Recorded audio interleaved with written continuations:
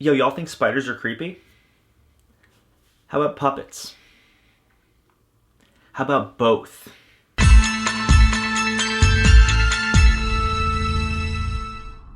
Mother, father, what's afoot?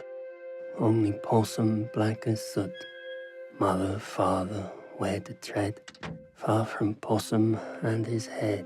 Possum is written and directed by Matthew Holness, and it tells the story of Philip, a disgraced children's puppeteer who's forced to return to his childhood home along with his giant horrifying spider puppet Possum, where he's forced to uncover secrets and a long history of past trauma. This movie was actually screening at Brooklyn Horror Fest last year, and I didn't get around to seeing it. Boy, am I glad I did now, though, because this movie is really good. Shot on 35mm film stock, this movie is old school British horror at its finest. It's atmospheric and isolated and very cold, and all of those are really good things because this movie has tone for days. And that's really due to amazing cinematography, a perfect choice of setting, and a really incredible performance by Sean Harris. Harris really is the center point of this film, with his performance being so emotional and so raw that you're really just seeing Philip teetering on the edge of sanity the entire time. You feel like any second he's just gonna snap.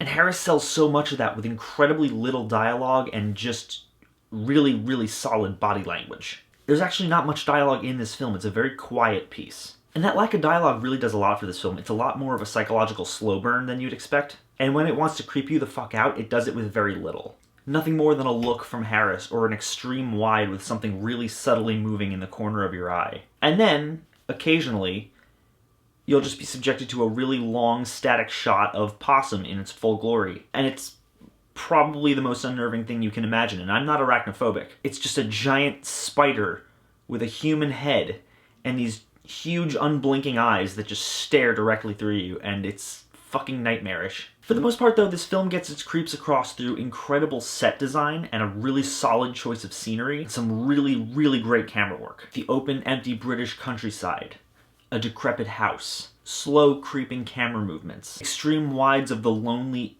empty British moors that make you feel like Philip is totally isolated from the rest of the world. It all creates this wonderfully crafted, lonely nightmare of a world where everything feels cold and lonely and dreary. And at times it's almost similar to a feeling that you would get from Eraserhead. Like I said, this movie's really artsy, and for a good duration of the runtime, it's really hard to tell where it's going. Trust me though when I say to stick with it, because it will all make complete sense by the end. And Jesus Christ, the ending of this movie is bleak and deeply upsetting. It answers every question you've had up to that point, but you're left wishing that it didn't, and you're left feeling like you need a shower. Now, on the subject of the ending, this is where the movie kind of hit a major negative for me. While upsetting, I would still absolutely call the ending a good one. The final reveal is disturbing as hell, and it really comes so far out of nowhere that it just blindsides you. And that's all fine and good, actually. In fact, that's awesome. I love something that's unexpected like that.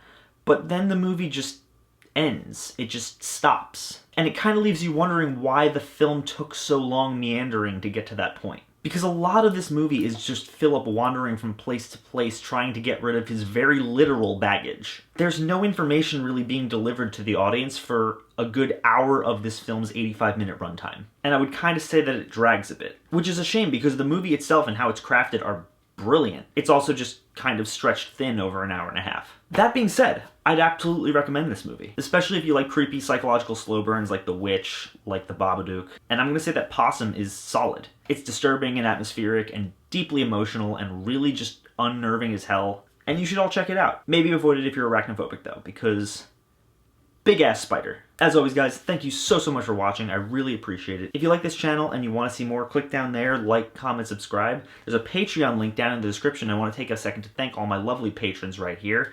Guys, thank you so much for donating. I really, really appreciate your continued support. And to the rest of you watching, if you want to help this channel grow and evolve and help me make new, better quality content for you all to enjoy, please consider donating, guys. Even $1 helps. But if you don't, I appreciate you anyway. Thank you so much for watching, and I will see you all very soon.